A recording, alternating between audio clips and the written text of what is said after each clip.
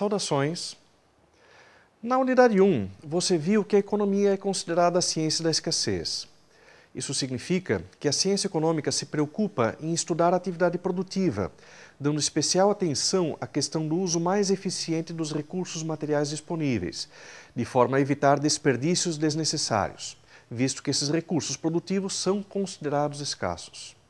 Para entender esse conceito, você deve ter claro que em economia as necessidades humanas são consideradas ilimitadas. É bem verdade que as pessoas, de modo geral, podem sobreviver muito bem sem ter acesso a automóveis de luxo, jatinhos executivos, iates ou ilhas particulares. Essas pretensas necessidades podem ser atendidas por mercadorias supérfluas. Existem necessidades que não podem ser atendidas pelo campo econômico, como é o caso das necessidades espirituais e afetivas.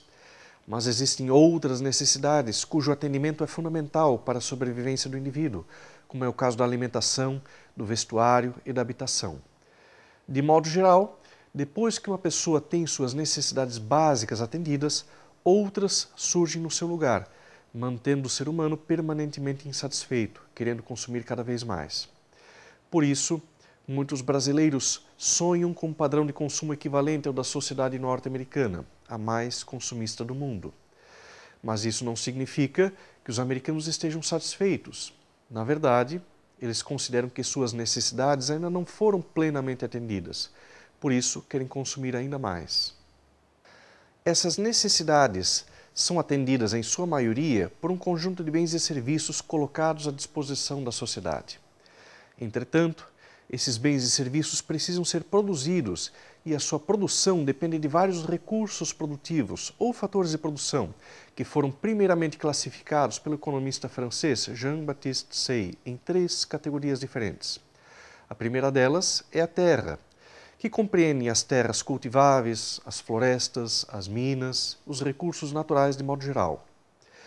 A segunda é o trabalho, que compreende a mão de obra qualificada ou não. E a terceira é o capital, que em economia significa as máquinas, os equipamentos e as instalações. Atualmente, alguns economistas acreditam que cada insumo consiste num tipo particular de recurso produtivo, mesmo aqueles considerados intangíveis, como a ciência e a tecnologia, além da organização empresarial. Esses recursos produtivos são considerados escassos, o que nos impede de produzir bens e serviços suficientes para atender todas as necessidades humanas. Muitas pessoas poderão se perguntar: será a mão de obra um recurso escasso, uma vez que vemos tantas pessoas desempregadas? Em termos econômicos, podemos considerar que sim, pois é preciso pagar para ter acesso a esse recurso. Em economia, só não é considerado escasso algo que existe em tamanha abundância na natureza que não pode ser objeto de compra e venda. Como exemplo, temos o ar que respiramos, ao menos por enquanto. Todo objeto que seja ligeiramente escasso se torna um objeto econômico e por isso pode ser comprado e vendido, mesmo que por um preço baixo. Assim sendo, a mão de obra de baixa qualificação, por ser pouco escassa ou relativamente abundante, tende a ter uma baixa remuneração. Já a mão de obra qualificada, por ser mais escassa, passa a ter um valor mais elevado no mercado. De modo similar, podemos falar de outros insumos ou recursos produtivos, como a tecnologia e a energia. Embora tenhamos a percepção de que vivemos num ambiente rodeado pela tecnologia e que ela avança cotidianamente, os trabalhadores, de modo geral, são apenas usuários da tecnologia. Eles não desenvolveram a tecnologia. Muitas pessoas utilizam um computador sem saber exatamente como ele funciona. Muitos motoristas dirigem um automóvel sem entender os princípios básicos dos motores de combustão interna. Os usuários da tecnologia dificilmente têm condições de aprimorá-la. Por isso, a tecnologia também é escassa. Assim, as empresas que quiserem ter acesso a ela terão que pagar. E quanto mais avançada for a tecnologia, mais cara ela será. De nada servem máquinas e equipamentos se não for possível ligá-los ou acioná-los com uso de energia, seja elétrica, térmica, mecânica, etc.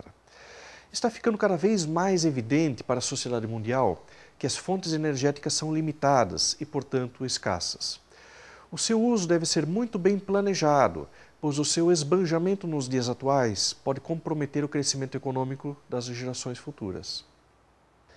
Se, por um lado, as necessidades humanas são consideradas ilimitadas e, de outro, os recursos produtivos necessários para a elaboração dos bens e serviços são escassos, temos um problema a ser resolvido.